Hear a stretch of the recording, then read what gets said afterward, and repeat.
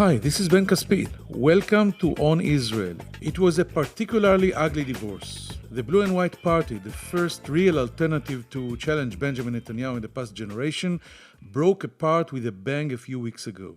The kids, meaning over 1 million Israelis who had voted for the party, were left embarrassed and despairing, asking themselves which side to take, mums or dads. Instead of beating Netanyahu, Blue and White leaders Benny Gantz and Gabi Ashkenazi joined him. Together, they formed Israel's biggest ever government, supposedly to extricate Israel from the corona crisis. According to the deal, in return for his support, Netanyahu will allow Gantz to take over as prime minister in 18 months.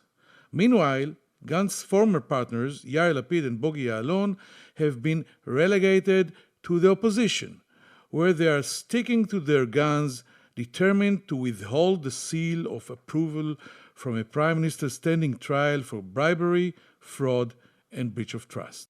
Today, less than 2 weeks after the government took office, the full extent of Gantz's troubles is somewhat clearer. The corona crisis is alive and kicking, with a new wave of infections looming. The economic crisis, too, has yet to peak. Netanyahu has opened an unbelievable lead in the polls, his popularity surging despite the opening of his trial, double-digit unemployment, and political chaos. Although Gantz made sure to cement his rotation deal with Netanyahu in law, it's hard to see Netanyahu stepping aside when the time comes in November 2021. The immediate and toughest blow for the anti-Netanyahu camp is the burial of their electoral alternative and Bibi's return as the unchallenged ruler whose followers believe is the only man able to run one of the world's most complicated states. The Blue and White breakup has put Netanyahu solidly back in the game as a one-man show. The fragments of what briefly seemed a viable alternative are far smaller than the whole they comprised just 3 months ago. Gantz is behaving like Netanyahu's hostage, mum on the issue of his new partner's corruption trial, while Lapid and company are busy slinging mud at their former partners. Bibi, meanwhile, is busy leveraging all his assets for his personal benefit, of course.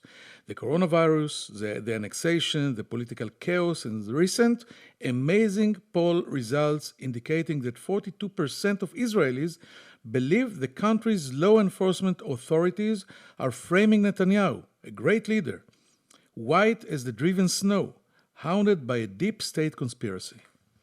With all this in mind, no one would be overly surprised if Netanyahu finds an excuse to dismantle the so-called unity government before the time comes to hand over to Gantz.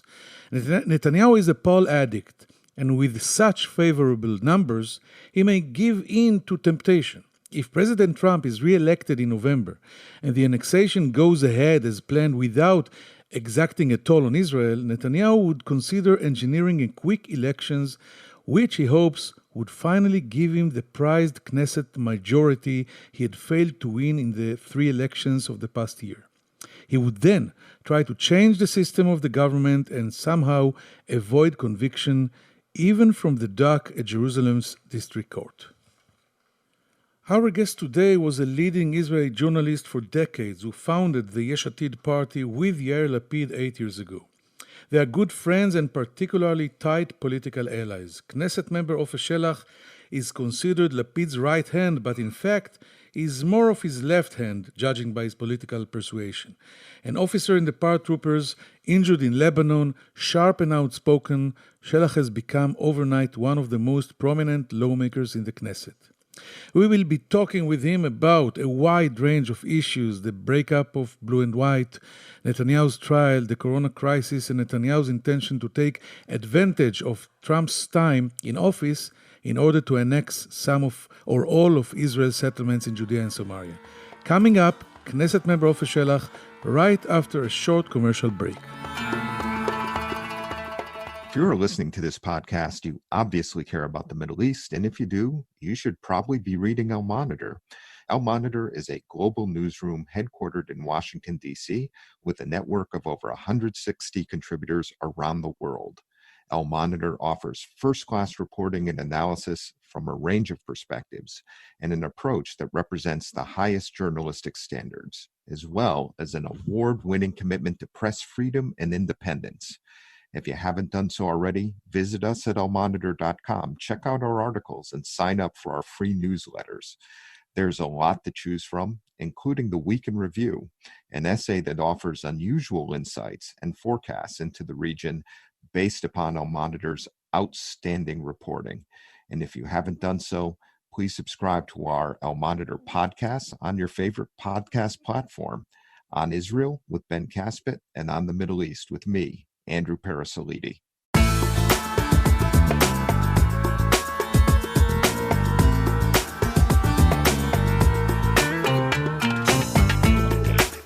Knesset member Ofer Shelah, thanks for joining me on our Own Israel podcast. Thanks for having me. Okay, let's begin. How do you explain the fact that despite the start of his trial and the deepening economic crisis, Netanyahu's popularity and poll numbers just keep rising?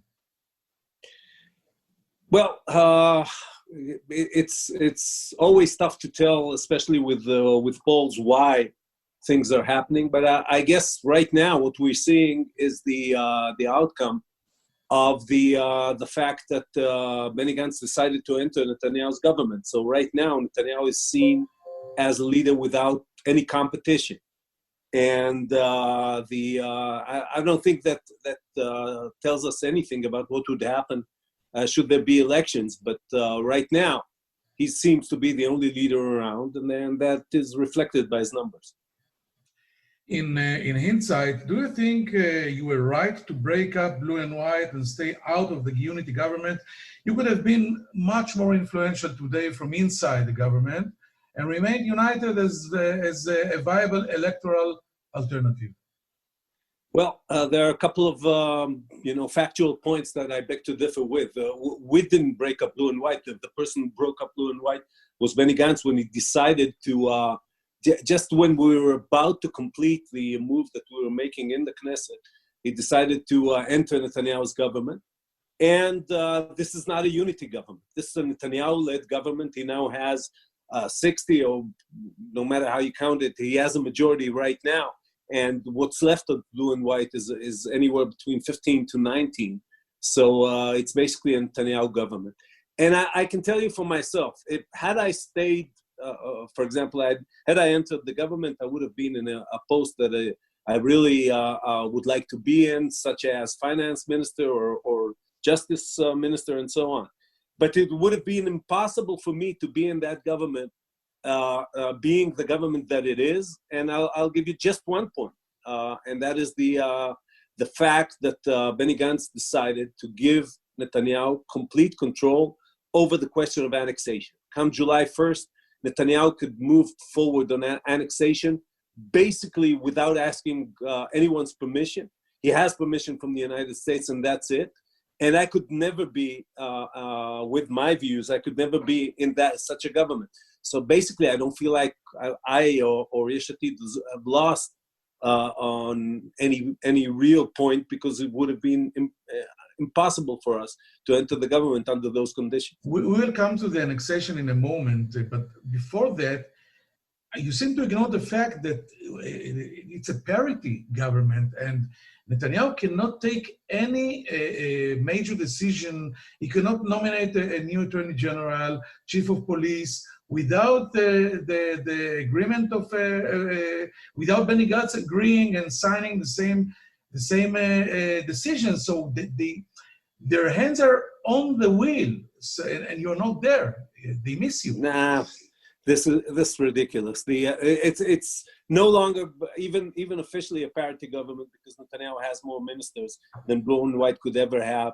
They have all the important posts, and the one post that is important that's left for blue and white, which is the justice minister, is handcuffed, because he can't move towards any legislation without permission from Likud, and in the Knesset, the committee in the Knesset is led by a person from the Haredi party, from Yadut HaTorah. So they have no influence on anything that's going on, not in fighting COVID-19, not in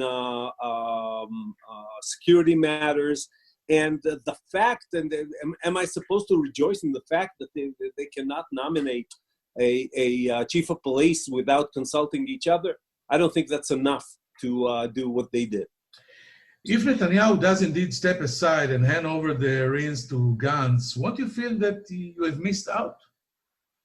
Well, I don't think that's going to happen. I mean, it's a question we'll see in a year and a half. But right now, you look at it, and Netanyahu has no reason other than, keeping his words, something that Netanyahu is really known for, especially in the political context. He has no reason to do that. He has, as I said, a 60 or something, 60-something seat majority. He's paid Gantz has at most 19. There's no reason for Netanyahu. You mentioned the polls. So right now, other than good faith, I don't see Netanyahu having any reason to keep that agreement. But you have the legislation, you have the law, the rotation law. So I'll ask you this question. Yair Lapid recently said that Yesh Atid would vote with Netanyahu if he tries to change the rotation law in order to engineer a new election. Would you really do that, enable him to run again and prevent Gantz from becoming a prime minister? What kind of objective is it for us to have Gantz as prime minister? We are the opposition. Our job is to bring down the government. Should Netanyahu or anybody else move in that direction, of course we'll support it. But we think it's a horrible government. It's a horrible government in that it has 36 ministers and possibly 16 deputy ministers. It's a horrible government vis-a-vis its policies. So of course we'll do anything possible to bring it down. It's not our objective that Netanyahu would hold this rotation, which we don't really think that he's going to do. And that I think it's contrary to our nature as opposition to not try to bring down the government as soon as possible. Wasn't the real goal of the anti-Bibi camp to change and to send Netanyahu home to deal with his trial and do anything in order to get it? Yeah, but look what they did. They already agreed, and they've actually passed a law, passed a bill that enables Netanyahu, even should he be convicted until it's a final conviction in the Supreme Court, he's allowed to remain as prime minister. He's allowed to be alternate prime minister, whatever that means. And actually, Blue and White or Benny Gantz, what they did is make that kosher. The thing that we ran on, the thing that was, as you said, the main reason for the formation and the campaign of Blue and White, which was we will not allow a situation where someone who was indicted on 3 counts, one of them bribery, to be prime minister in Israel.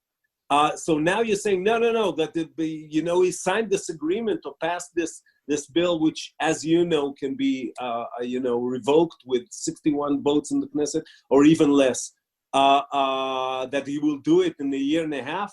I think and also, you look at the reasoning the Supreme Court justices gave for their decision not to intervene in this very, as was said by Chief Justice Mazuz, this immoral agreement or immoral law that they passed. They said, well, what we see is the majority in the Knesset that wants to form a coalition, we will not intervene. So basically what Benny Gantz did is, in fact, make it official and make it a law in Israel.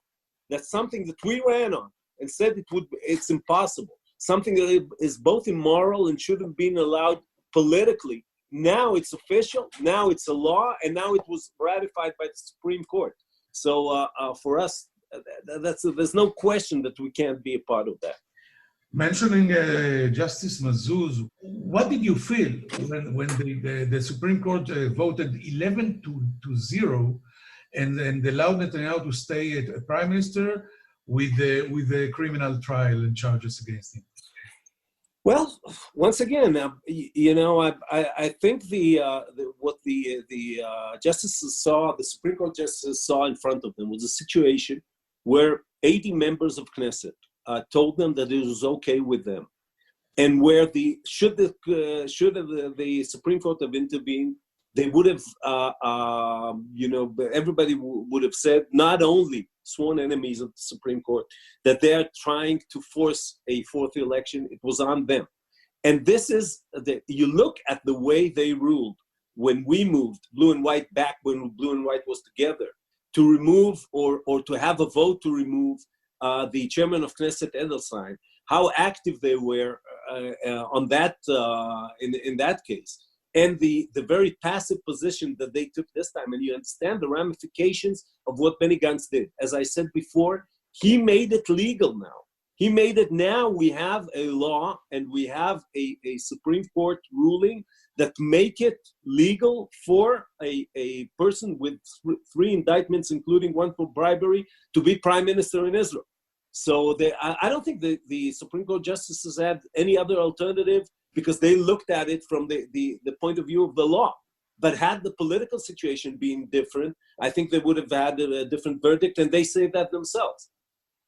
Last question about the political chaos in Israel. Your harsh comments about Gantz sound a lot like what the Likud was saying about him during the election campaigns. It seems that the Likud was right when it called Gantz weak, hesitant, half-baked. Well, in politics, you have to choose between the real alternatives. And still, having said all I said and having thought that, and I still do, I still think it would have been better for Israel had blue and white, led by Benny Gantz, won the elections, and we would have avoided this horrible situation that we're in right now. So, and I don't know of any other way other than when you're part of a political group, you fight, you do your best for that group to succeed. Now, did I think similar things about Benny Gantz before he entered politics or during his time in politics? Yes, I did. And in my case, some of what I thought about him was in writing. So I can't even, say now that I didn't mean it. But once again, we had political facts before us. We made political decisions. I don't regret those decisions. But I'm sorry to say, and having said that, nobody could have really predicted that Gantz was going to fold the way he folded. Right at the moment we were about to complete our move in the Knesset, have our own chairman of Knesset, and being able to move forward with legislation that would have forced Netanyahu's hand. And that collapse, I didn't see coming and nobody else saw coming. Let's go to the annexation issue. As someone well versed in security issues, do you believe Netanyahu will go all the way with the annexation? Will he annex all the settlements in Judea and Samaria, or only parts such as those in the Jordan Valley and maybe the Etzion block? I don't know. What worries me is right now, because of the coalition agreement, this is completely in Netanyahu's hand. It's a specific article in the coalition agreement that says that regarding annexation, Netanyahu has to consult Benny Gantz. I don't know what that means. And he has to get permission from the United States, which he already has. So right now, it's only up to Netanyahu to decide. Now, you and I know Netanyahu. We've studied him, you even more than me. And you know that, a year ago, we would have said Netanyahu would never do that. He was prime minister for over 10 years, never talked about annexation, but never really thought about doing it. It's a different Netanyahu now. He has different reasons. And the way he seems to be moving indicates that yes, he's moving in that direction. And what worries me is there's nothing now that blue and white or anybody else can do about it. It's strictly up to him. And as someone who thinks that annexation would mean the end, at least in the foreseeable future, of any chance of an agreement with the Palestinians and possibly an uprising in the West Bank, that's very worrying. Maybe blue and white can try to influence the American administration. I know that the senior officials and members in the administration are not very happy with annexation right now. People like Jared Kushner, maybe Ivanka Trump. I don't know. When it came up right after the presentation of the Trump plan, the person who stopped it, Netanyahu was going to go about it, at least said he was going to go do it within several days. And the person who stopped it was Jared Kushner. I don't hear Kushner right now. Maybe he's behind some of the things that we're hearing from the Jordanian king, from some Gulf states, and the Saudis and so on, and maybe even the Europeans. I don't know. Right now, it seems as though the United States doesn't really care. It has its own problems. It's grappling with COVID-19, and it has elections coming and so on. So right now, I don't hear the voices that I heard right after the announcement or the presentation of the Trump plan. So maybe Mr. Gantz and Mr. Ashkenazi are talking to some people. Right now, I don't see any influence, and once again, I have to go back to that. They gave up. They signed an agreement that basically gave up or canceled any official capacity that they had or power that they had to stop annexation. Right now, it's up to Netanyahu to decide whether to do it and what to do. As you said, Jordan Valley, Gush Etzion, or whatever. It's completely up to him, and we have to remember that Netanyahu has pressure from his right, and the fact that Yamina is out of the coalition worries me, because then Netanyahu has to cater to his base, because the base is not represented in the government. So right now, I don't see any indication that he's not going to do it. I also read you and I read the interviews that he gave over the weekend. He indicated that he's going to do it. I don't see any power that blue and white has to stop this. I want to challenge you from the other side, Knesset member Ofer Shelah. Why actually is annexation a problem? Assuming it's carried out in coordination with the President of the United States, after all, it's a historic opportunity to finally draw Israel's eastern border, which may never present itself again. Yeah, but to draw the border where a viable Palestinian state could not be there. And when I'm talking state, yes, I do agree with Netanyahu that it has to be demilitarized and there have to be security arrangements, including in the Jordan Valley and so on. But you look at it, and anybody who knows anything about the conflict and the negotiations that already took place on several instances in the Middle East knows that this means that the Palestinians, the way the Palestinians are going to see it, is as a declaration by Israel that it's not interested even in negotiations and a two-state solution. And what I fear, I don't think we're going to have a third intifada right away. But what I fear is that, and it has already started, that the PA is going to say, well, it's your problem, basically. Yes, we'll do some things, we'll handle some things that are for our own benefit, but basically it's up to you. And we will be sucked into the situation, both for security reasons, for civilian reasons, and we'll be sucked into the West Bank once again. And then, any incident could cause an armed uprising, to say nothing of the fact that yes, even the idea of a two-state solution, which in my mind is the only viable, after 53 years, it's the only viable solution that we see for separating ourselves from the Palestinians. All of that will die for the foreseeable future. So the whole idea, I think one of Netanyahu's successes was to plant in the Israeli mind, collective mind, the idea that the Palestinian question is a zero-sum game. It's we give, they take, and so on. If you see it as a zero-sum game, there will never be a solution. Instead of using the Trump plan as a basis to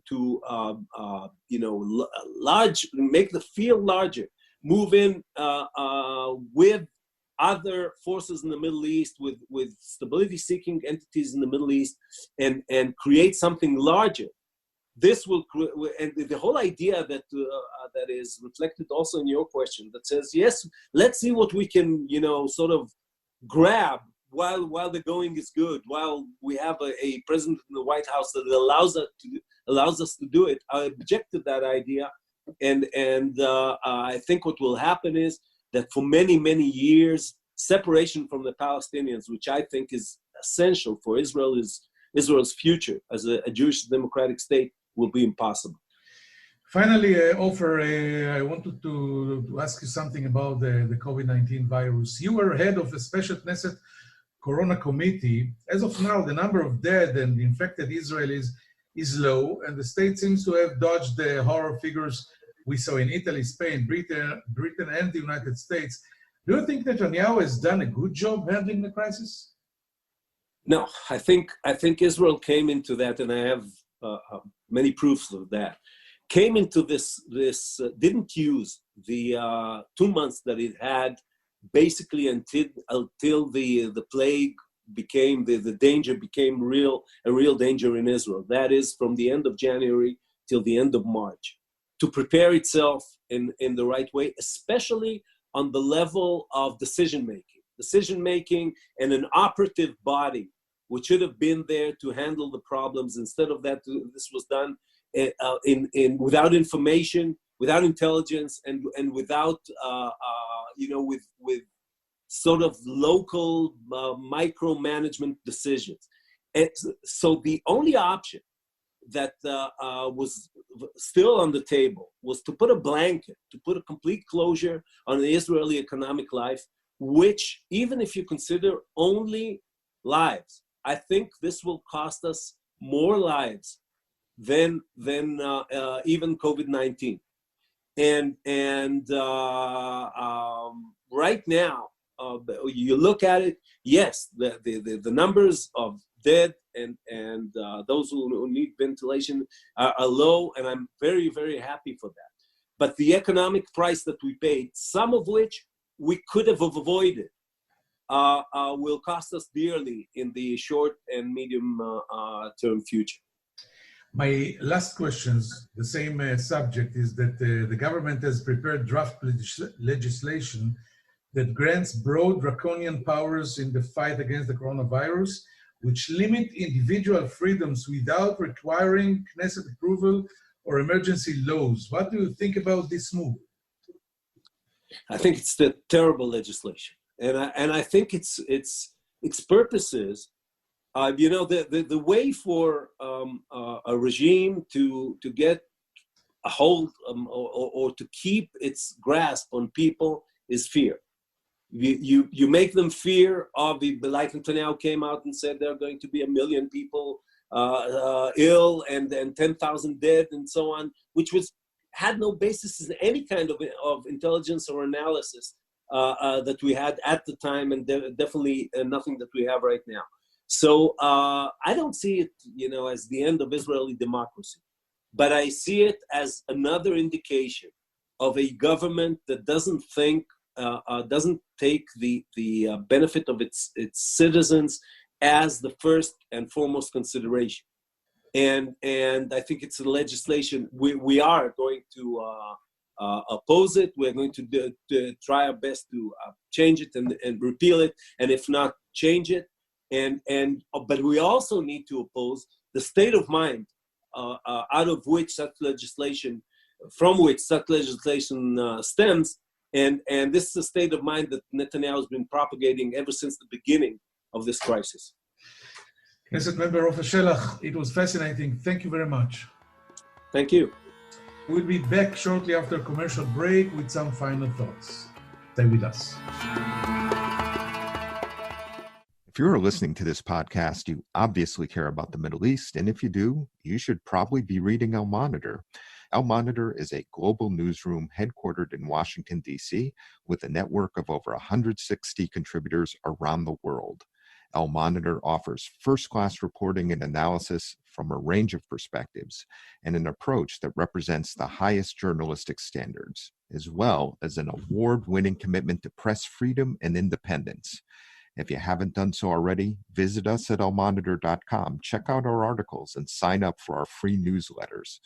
There's a lot to choose from, including the Week in Review, an essay that offers unusual insights and forecasts into the region based upon Almonitor's outstanding reporting. And if you haven't done so, please subscribe to our Almonitor podcast on your favorite podcast platform, On Israel with Ben Caspit, and On the Middle East with me, Andrew Parasolidi.